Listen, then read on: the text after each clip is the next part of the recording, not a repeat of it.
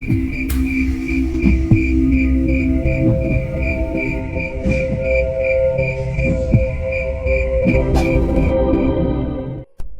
suara cekikikan, seolah sedang menertawakan kemarahan Pak Kusno.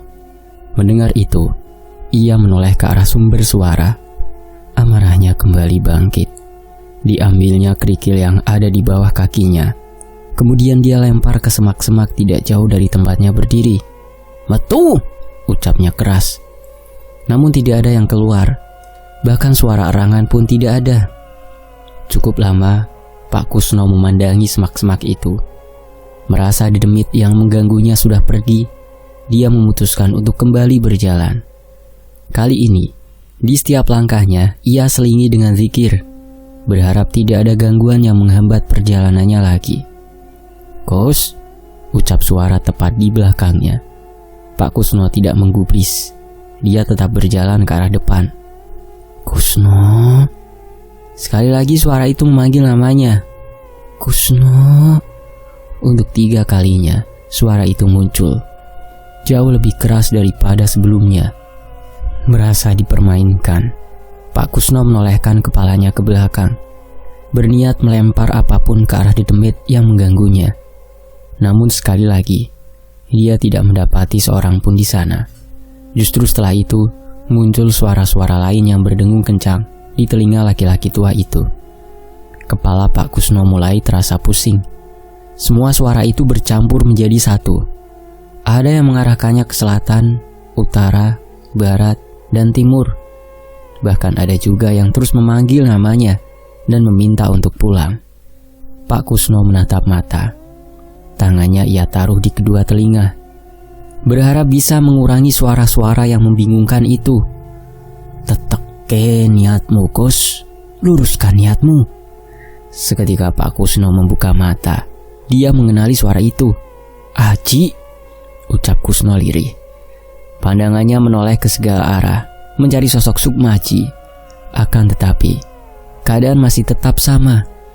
Tidak ada siapapun di sana, kecuali dirinya dan rimbunan pohon. Pak Kusno menghela nafas. Dia benar-benar sedang dipermainkan oleh penghuni alas ini. Belum sempat dia berpikir lebih jauh, muncul suara lain tepat di sisi kanannya. Srek. Terdengar suara langkah kaki yang sedang menginjak ranting dan dedaunan. Pak Kusno geram sekali. Dia sama sekali tidak takut dengan dedemit penunggu alas ini. "Metu!" teriak Pak Kusno. Suaranya bergaung ke segala arah.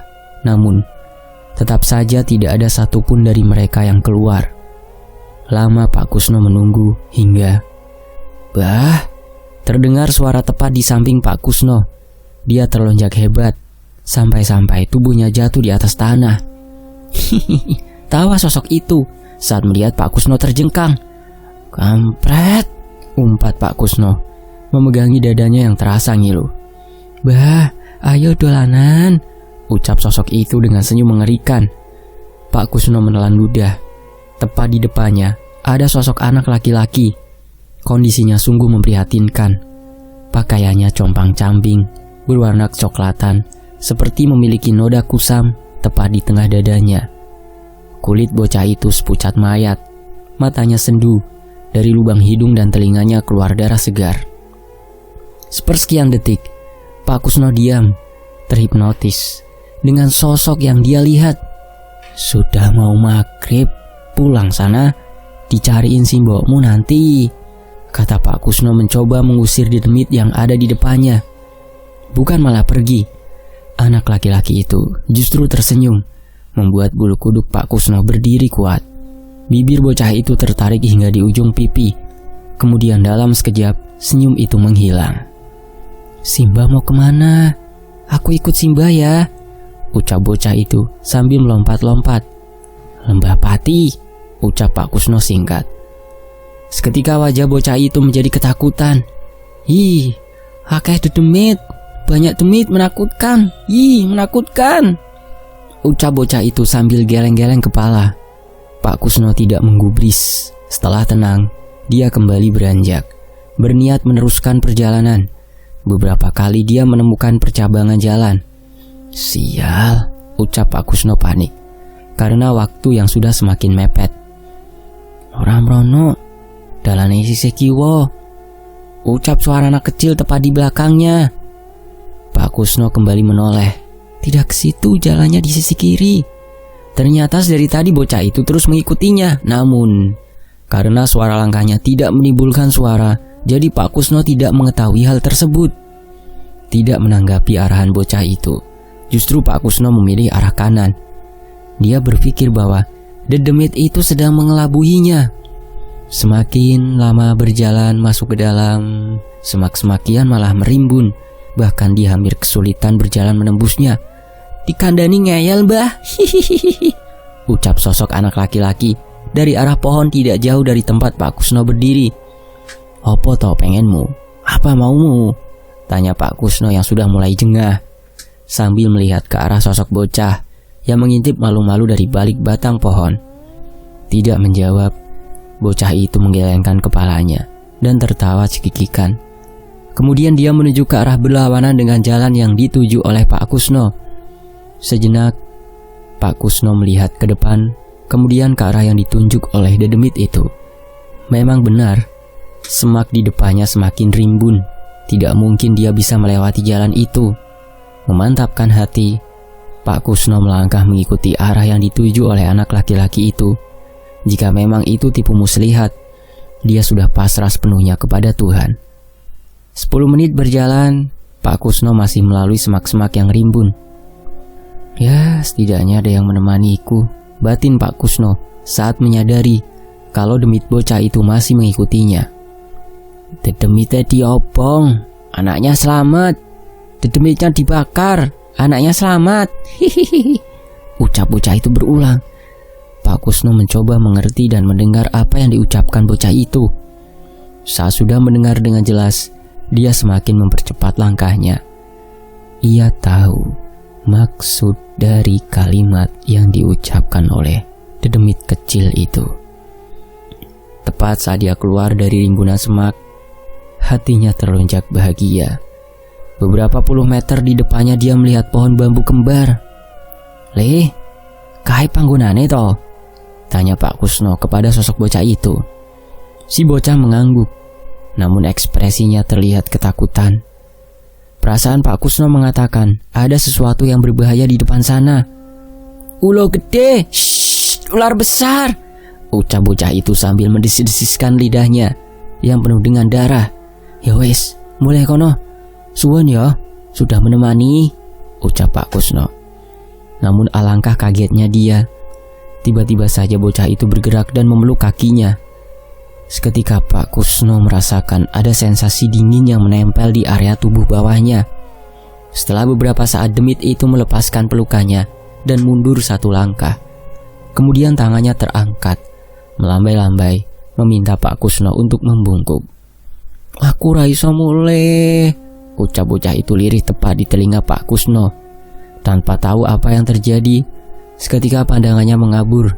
Rasa mual yang hebat muncul di dasar perutnya. Saking tidak tahan dengan rasa sakit yang timbul, Pak Kusno sampai harus menutup mata dan menggelengkan kepala. Lambat laun, rasa mual mulai menghilang. Perlahan Pak Kusno membuka matanya. Namun, betapa terkejutnya dia. Saat ini dirinya tengah berdiri di pintu masuk sebuah goa. Diarahkan pandangannya ke segala sisi, mencoba memastikan kalau tempat ini adalah goa yang dia cari. Benar saja. Tepat beberapa meter di depannya, Pak Kusno melihat ada sebuah batu besar berbentuk memanjang. Pak Kusno melangkah mendekat. Goa ini dulu yang pernah dia sambangi dengan Sukmaji. Dia masih ingat dengan batu memanjang itu, seolah seperti sebuah altar pemujaan. Goa itu tidak terlalu luas, mungkin ukurannya hanya 5 x 7 meter. Suasana di tempat itu sangat lembab. Bau amis dan kotoran kelelawar bercampur menjadi satu. Pak Kusno berjalan lebih mendekat lagi. Saat melihat di atas batu, tubuhnya sedikit menegang. Ada sesajen di sana. Seketika kepalanya menoleh ke segala arah, mencari manusia yang mungkin ada di tempat itu. Karena tidak mendapati siapapun, kembali Pak Kusno mendekati sesajen. Badannya ia bungkukkan dan mengamati. Ada bunga-bunga di atas tampah, dupa, kemenyan, kopi hitam, cawan berisi cairan hitam kental, serta kepala kerbau. Hati Pak Kusno mencelos. Dia tahu fungsi dari sesajian itu. Ketika Pak Kusno akan mencari tahu lebih banyak, terdengar suara percakapan dari arah luar. Sontak, dia memalingkan kepala. Takut jika orang itu mengetahui keberadaannya.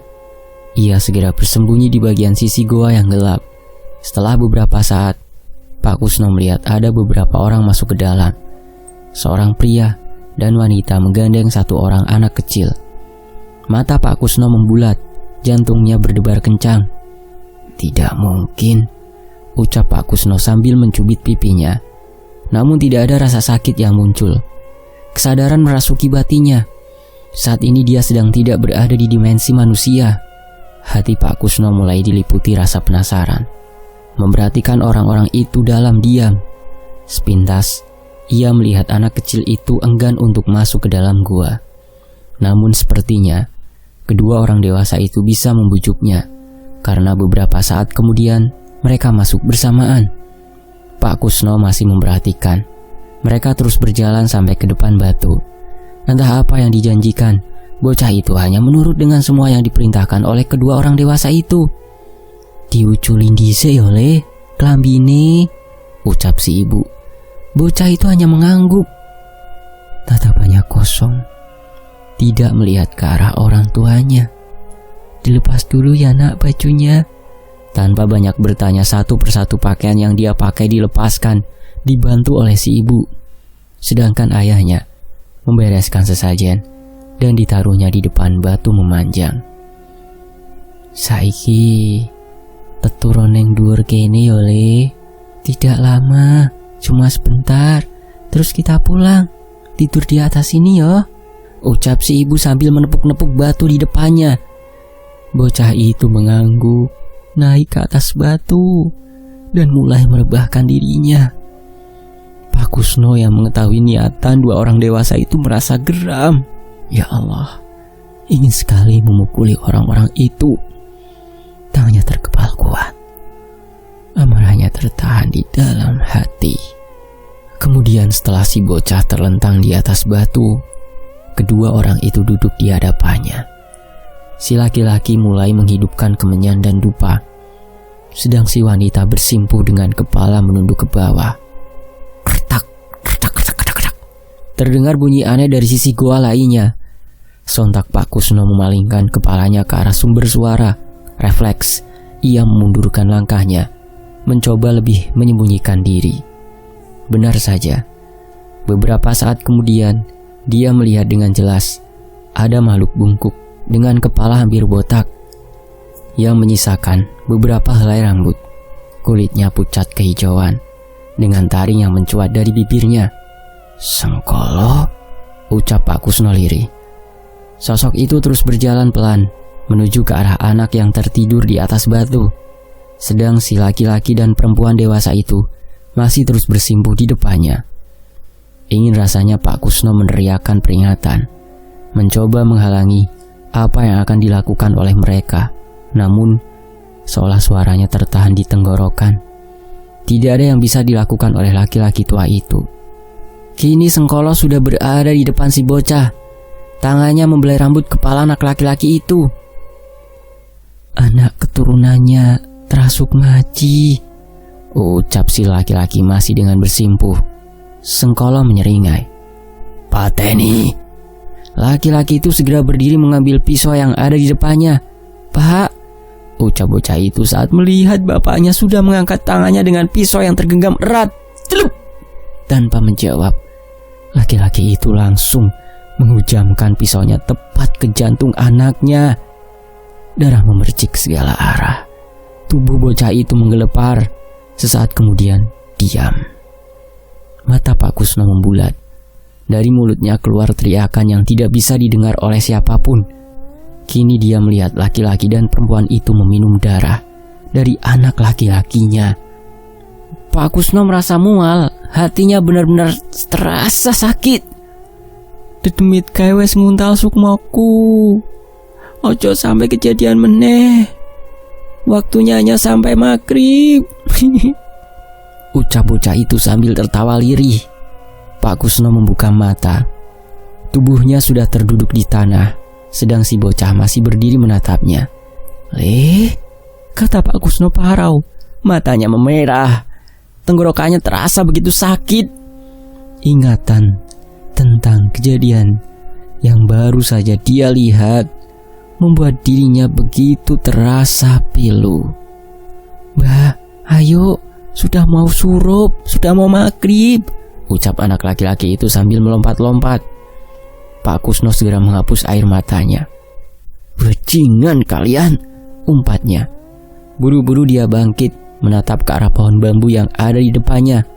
"Sopo jenengmu le?" tanya Pak Kusno memastikan. "Sukri," ucap bocah itu. Pak Kusno tersenyum, mencoba untuk menyentuh kepala anak itu. Namun dia seperti menyentuh kabut. Gerakannya menembus kepala bocah itu. "Suwon ya," ucapnya. Bocah laki-laki itu hanya tersenyum dan langsung hilang dari pandangan. "Terima kasih oleh." Kembali Pak Kusno melihat ke arah pohon bambu kembar.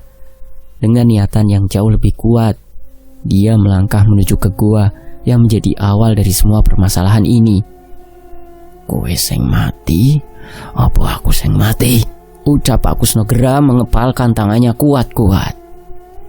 Kini Pak Kusno sudah berdiri di depan pohon bambu kembar. Jika dilihat lebih dekat, pohon itu seperti dua penjaga yang berdiri di antara jalan setapak berkelok. Baru saja dia mau melangkah maju, tiba-tiba saja ada yang bergerak. Dia tahu rintangan tidak akan berhenti sampai di sini. Tepat di depannya, dia melihat 2 ekor ular besar berwarna hijau dan kuning. Pak Kusno tahu itu bukan ular biasa. Tubuh mereka melingkari rimbunan pohon bambu dengan sisik yang mengkilap serta mata kuning, dan ada semacam mahkota di kepalanya. Nyali Pak Kusno menciut, hatinya bertanya-tanya, bagaimana dulu Sukmaji melewati mereka? Batin Pak Kusno. Salah satu ular itu mulai bergerak, mengarahkan kepalanya yang cantik ke arah Pak Kusno.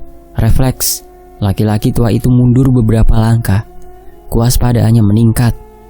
"Menungso," kata suara ular itu bergaung di telinga Pak Kusno. Desisannya benar-benar membuat tubuhnya lemas ketika, "Sial, tadi macan, sekarang ular. Tempat apa ini sebetulnya?" ucap Pak Kusno dalam hati. "Iki duduk panggonanmu. Opo pengenanmu?" kata si ular itu. "Lembah Pati," ucap Pak Kusno singkat. "Mreneo menungso," ucap ular itu. Pak Kusno menelan ludah.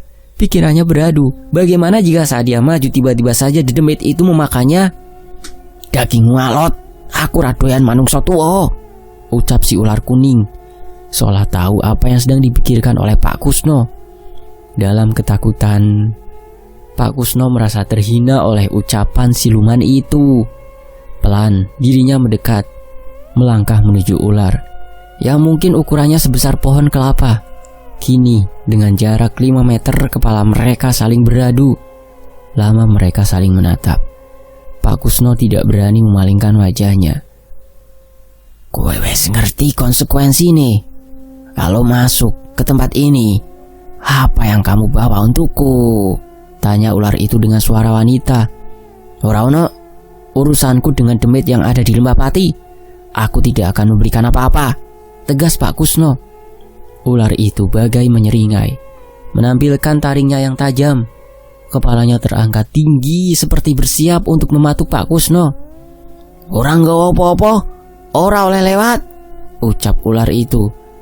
Menyadari bahaya yang akan menyerangnya, Pak Kusno secepat kilat bergerak ke arah samping. Namun tanpa dia ketahui, ekor dari ular itu juga menyabet dari arah belakang. Pak Kusno mengerang kesakitan. Tubuhnya terpelanting. Ekor ular itu menyabet dengan keras mengenai dadanya. Pak Kusno terbatuk. Darah segar keluar dari mulutnya. Si ular kembali bergerak. Kepalanya terangkat tinggi mengarah kepada Pak Kusno. "Muleh, iki dudu panggonanmu," ucap si ular sambil mendesiskan lidahnya. Pak Kusno menggeleng. Niatannya sudah bulat untuk bisa menyelamatkan cucu perempuannya dan Ahmad. "Dedemit kae ra bakal iso mbok obong," Percuma, kowe bakal setor nyawa tok, kata si ular. Urusanku, nyawaku ya nyawaku. Kamu ndak usah banyak bicara, ucap Pak Kusno. Si ular terus mendesiskan lidahnya, seperti marah dengan ucapan Pak Kusno. Menungso pancen ra pernah iso dikai ngerti. Pak Kusno berpikir cepat, waktu sudah semakin pendek. Bagaimana cara melewati siluman ular ini? Kalaupun dia nekat berlari ke depan, dengan mudah dia bisa menangkapnya. Ular itu kembali bergerak. Kali ini dia mencoba mematuk Pak Kusno yang masih terduduk di tanah. Beruntung, dirinya masih memiliki tenaga untuk berguling ke samping.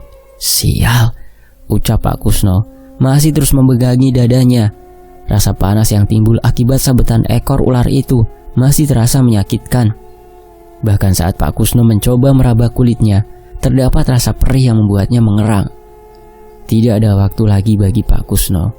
Siluman itu kembali menatap ke arahnya. Suara desisanya menggema keras di telinga tuanya, seolah menjadi penanda kematian. Pak Kusno sigap langsung berdiri, mengeluarkan parang yang sedari tadi ada di samping tas yang ia kenakan. Nekat, dia berlari ke arah tubuh si ular dan langsung mencoba menebasnya. Prang! Suara yang timbul dari parang yang mengenai tubuh si ular. Percikan api muncul. Pak Kusno tidak menyangka tubuh siluman itu begitu tebal, bagai terbuat dari besi. Tanpa diduga, dari arah samping, ekor siluman ular itu kembali menyabet.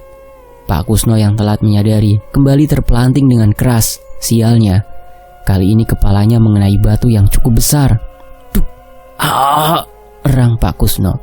Kepalanya terasa begitu berat. Bintang-bintang putih bermunculan di kedua matanya. Cairan kental juga mengalir dari pelipisnya.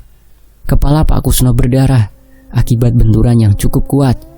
Beruntung, dia masih bisa menguasai kesadarannya. Suara desisan ular itu semakin mendekat. Nafas Pak Kusno tersengal-sengal.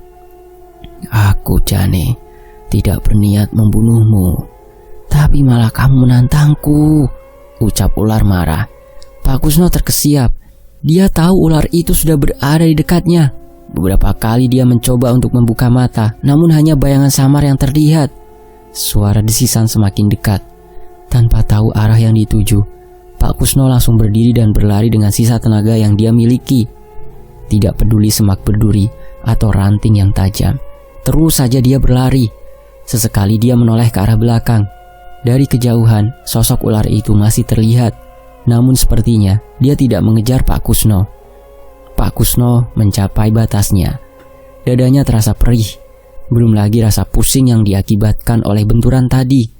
Rasanya badannya remuk. Disandarkan punggungnya di sebuah batang pohon. Perlahan dia merosot. Beberapa kali menghirup nafas dalam-dalam. Tapi rasa sesak selalu muncul. Sesekali dia mengangkat kaosnya, melihat luka yang ada di dadanya.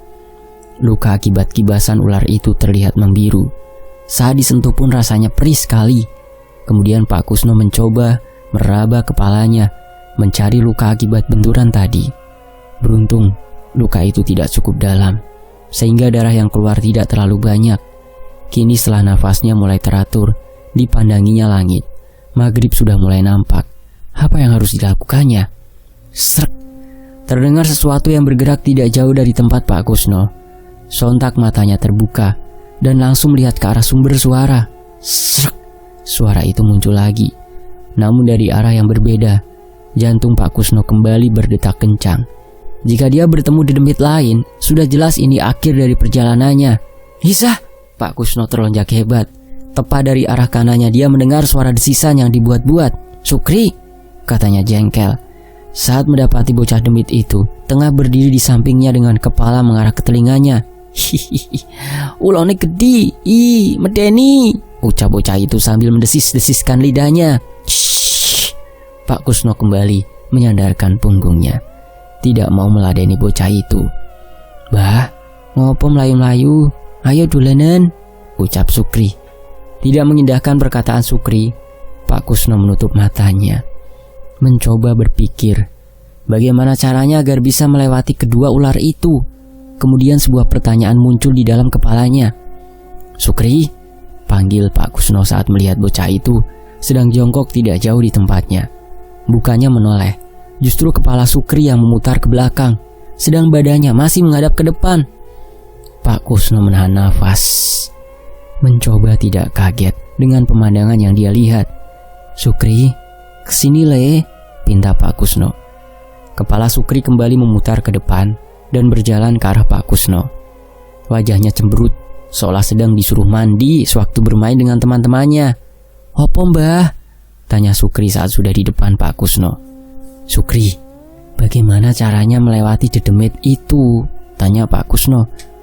Namun sepertinya Sukri tidak paham. Dia hanya menelengkan kepalanya ke kanan dan kiri. "Dedemit?" ulang Sukri dengan wajah polosnya.